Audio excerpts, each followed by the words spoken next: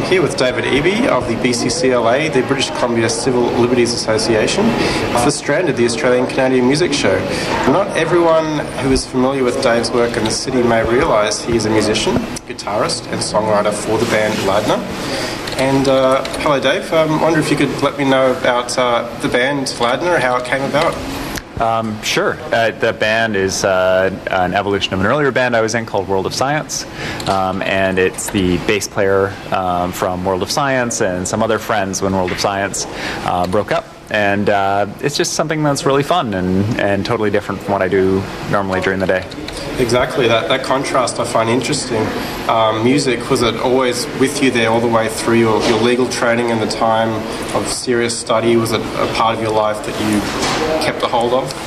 You know what? There was a point where I lost track of it, and it was to my prejudice in terms of just feeling like a balanced person in law school. And music has always been a part of my life. I did piano when I was growing up, and I played in bands during my undergrad. And then I went to law school, and I stopped doing all of it. And it really helps to balance me and make me feel like more of a whole person and have this creative outlet that has nothing to do with confronting the police about issues or dealing with poverty issues or whatever. It's just nice that way. Exactly, and listening to the Ladner EP, I took the plastic off, put it in, and realised these are lovely little pop rock songs, and it doesn't have to be this great message about fighting anything, because goodness knows your day job, you do plenty of work that is involved in the nitty-gritty, so why not make some beautiful songs about love and people?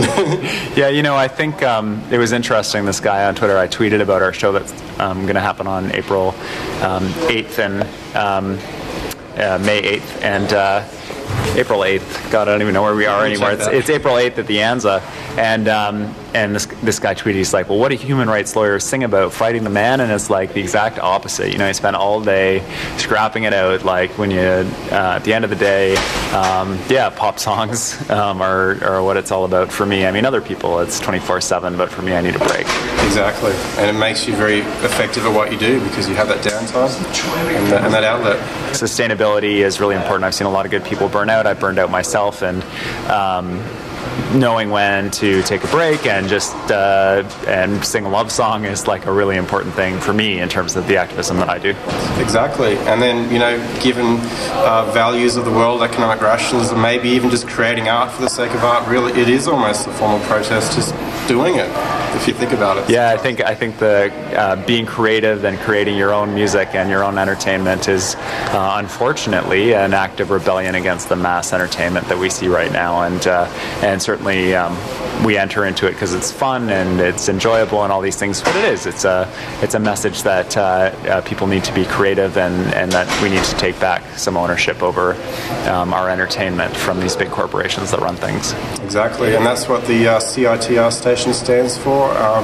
Thanks, David. And just one last question. This is the Australian Music Show, so I'm curious, do you have any Australian musical influences at all, or any bands at all you can think of? It'll probably, if you have many Australian listeners, they'll roll their eyes, I'm sure, but I've always really admired Peter Garrett because here's a guy who's a lawyer, he's in a band, he's done, and you know he's got some challenges in his political record, and I understand those sorts of things, but certainly he was a real activist around environmental issues and Indigenous issues in Australia, and that's the kind of model I like. You know, I don't in terms of influence, the music was amazing. His politics were really great. I don't know how they are now, but they were really great, and that's the model that I like. Exactly.